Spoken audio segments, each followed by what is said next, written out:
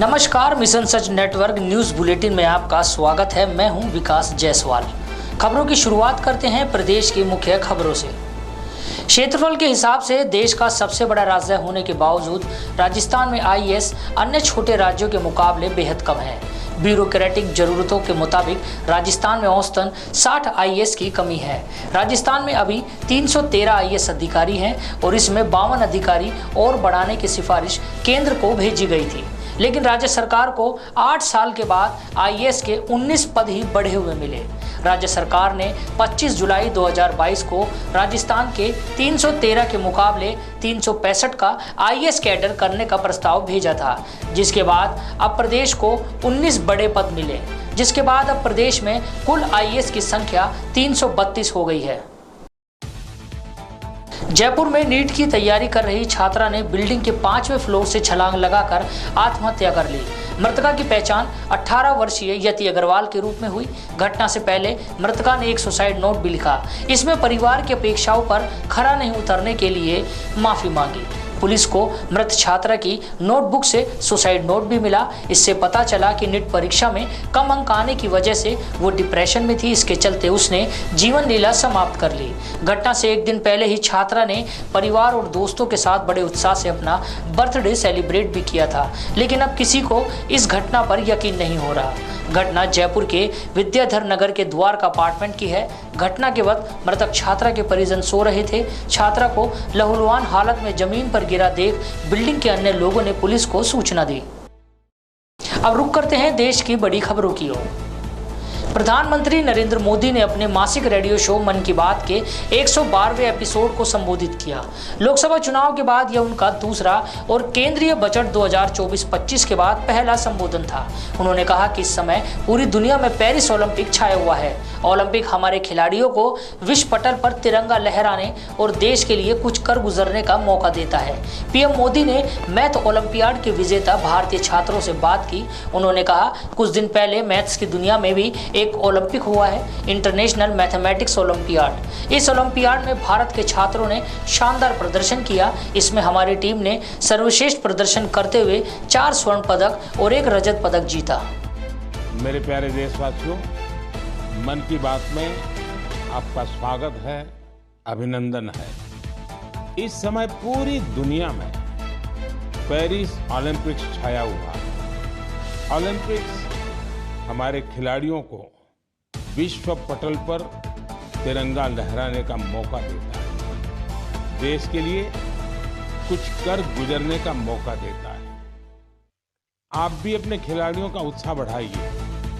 Cheer for Bharat. साथियों, sports की दुनिया के इस ओलंपिक्स से अलग कुछ दिन पहले मैथ्स की दुनिया में भी एक ओलंपिक हुआ है, इंटरनेशनल मैथमेटिक्स ओलंपियाड।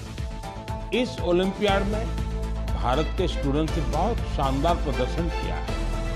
इसमें हमारी टीम ने सर्वश्रेष्ठ प्रदर्शन करते हुए 4 गोल्ड मेडल और 1 सिल्वर मेडल जीता।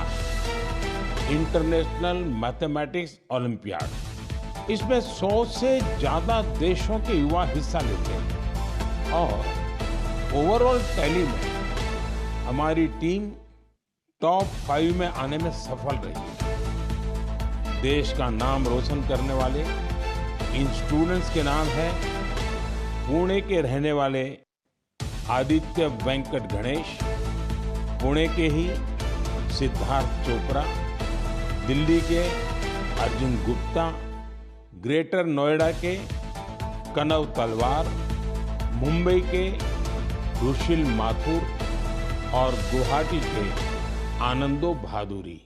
कांग्रेस ने केंद्र सरकार पर बाढ़ प्रभावित राज्यों को धन आवंटित करने में दोहरे मानक अपनाने का आरोप लगाया और कहा कि वह हिमाचल प्रदेश के लोगों से विधानसभा चुनाव में भारतीय जनता पार्टी को वोट नहीं देने का बदला ले रही है। कांग्रेस महासचिव जयराम रमेश ने सोशल मीडिया मंच एक्स पर लिखा कि कल स्वयंभू नॉन बायोलॉजिकल प्रधानमंत्री ने कहा कि विकसित राज्य विकसित भारत बनाएंगे।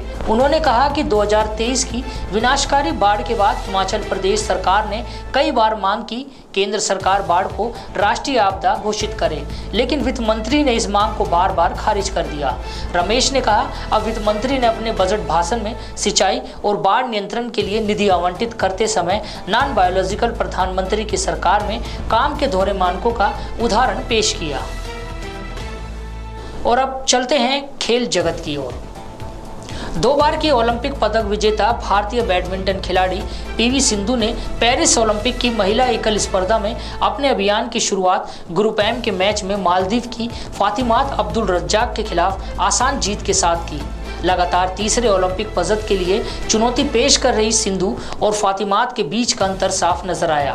भारतीय खिलाड़ी ने अपने से कम रैंकिंग वाली खिलाड़ी को सिर्फ 29 मिनट में सीधे गेम में 21-9, 21-6 से शिकस्त दी।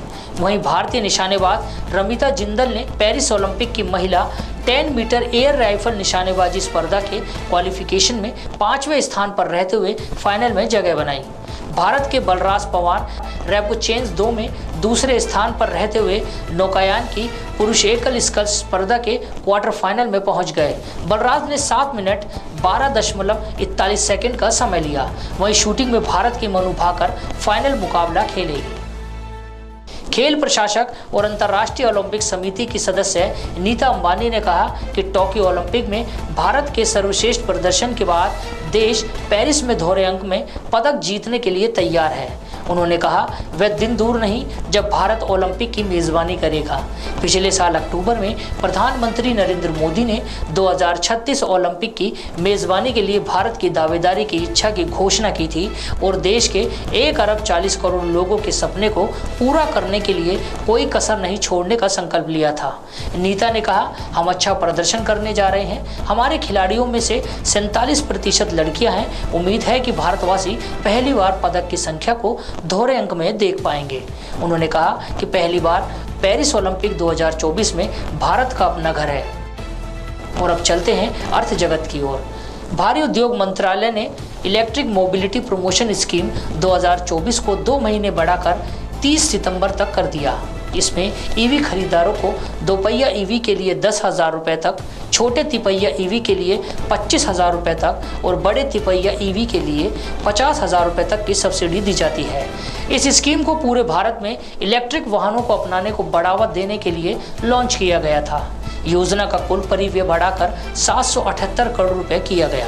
मंत्रालय ने कहा कि यह योजना मुख्य रूप से आम जनता के लिए सस्ती और पर्यावरण के लिए अनुकूल पब्लिक ट्रांसपोर्ट विकल्प प्रदान करने पर ध्यान केंद्रित करेगी, जो इसे मुख्य रूप से वाणिज्यिक उद्देश्यों के लिए पंजीकृत E2W और E3W पर लागू करेगी। भारत और मालदीव के रिश्ते में हालिया दौर में आई तल्खी के बाद केंद्र सरकार द्वारा पेश किए गए बजट में मालदीव को दी जाने वाली अनुदान सहायता राशि में कटौती की गई। इन सब के बीच भारत ने मालदीव को दिए गए $50 मिलियन के कर्ज अदायगी के समय में छूट दी। यह बात खुद राष्ट्रपति मुइज़्ज़ू ने की। मालदीव के 59वें स्वतंत्रता दिवस के अवसर पर सोशल सेंटर पर आयोजित एक आधिकारिक समारोह को संबोधित करते हुए राष्ट्रपति मुइज़्ज़ू ने बताया कि भारत ने पहले ही $50 मिलियन की कर्ज अदायगी के समय को स्थगित कर दिया। इसके अलावा भारत सरकार ने मालदीव के खाद्य कोटा को 2 साल के लिए और बढ़ा दिया। मालदीव के राष्ट्रपति मोहम्मद मुइज़्ज़ू ने कुछ महीने पहले एक बयान में कहा कि भारत हमारा निकटतम सहयोगी बना रहेगा। उन्होंने नई दिल्ली से मालदीव को ऋण राहत प्रदान करने का भी आग्रह किया था। खबरों के अंत में बात करते हैं विदेश की खबरों पर। अमेरिका में राष्ट्रपति पद के चुनाव में डेमोक्रेटिक पार्टी की उम्मीदवारी हासिल करने की दौड़ में शामिल उपराष्ट्रपति कमला हैरिस इस मुकाबले में पूर्व राष्ट्रपति एवं रिपब्लिकन पार्टी के उम्मीदवार डोनाल्ड ट्रंप के साथ लगभग बराबरी पर हैं। ताज़ा सर्वेक्षण में जानकारी सामने आई। सर्वेक्षण के मुताबिक राष्ट्रपति जो बाइडेन के पार्टी नेताओं के दबाव में चुनाव से हटने के कुछ ही दिनों बाद डेमोक्रेटिक पार्टी के कई शीर्ष नेता कमला हैरिस का समर्थन कर रहे हैं। हैरिस के राष्ट्रपति पद की दौड़ में शामिल होने से डेमोक्रेटिक पार्टी में एकजुटता भी दिखाई दे रही है। न्यूयॉर्क टाइम्स के सर्वेक्षण के मुताबिक डेमोक्रेटिक पार्टी के करीब 70% मतदाता हैरिस का समर्थन कर रहे हैं। हालांकि डेमोक्रेटिक पार्टी द्वारा हैरिस को अभी तक आधिकारिक रूप से राष्ट्रपति पद का उम्मीदवार घोषित नहीं किया गया। हैरिस को डेमोक्रेटिक पार्टी के सदस्यों से 93% समर्थन मिल रहा है, जो कि ट्रंप को रिपब्लिकन से मिल रहे समर्थन के बराबर है। विदेश मंत्री एस जयशंकर ने टोक्यो के एडोगावा स्थित फ्रीडम प्लाजा में महात्मा गांधी की प्रतिमा का अनावरण किया। उन्होंने कहा कि महात्मा गांधी का संदेश किसी भी समय का समाधान युद्ध के मैदान से नहीं निकलता और कोई भी युद्ध का युग नहीं होना चाहिए, आज भी प्रासंगिक है। जयशंकर चतुपक्षीय सुरक्षा संवाद देशों के विदेश मंत्रियों की बैठक में शामिल होने के लिए 2 दिवसीय यात्रा पर जापान पहुंचे। जयशंकर ने कार्यक्रम के दौरान गांधी के शाश्वत संदेशों पर बात की। उन्होंने कहा, आज दुनिया में संघर्ष, तनाव, ध्रुवीकरण, खून खराबे के दौर में गांधी जी का यह संदेश महत्वपूर्ण है। जयशंकर ने कहा कि गांधी जी का दूसरा संदेश स्थिरता, जलवायु अनुकूल, हरित विकास, हरित नीतियों के संदर्भ में है। गांधी जी सतत विकास के मूल पैगंबर थे। उन्होंने कहा कि महात्मा गांधी प्रकृति के साथ सामंजस्य स्थापित कर जीने के सबसे बड़े समर्थक थे। आज की खबरों में बस इतना ही। नई खबरों के साथ फिर मिलेंगे, तब तक के लिए दीजिए मुझे इजाजत। नमस्कार।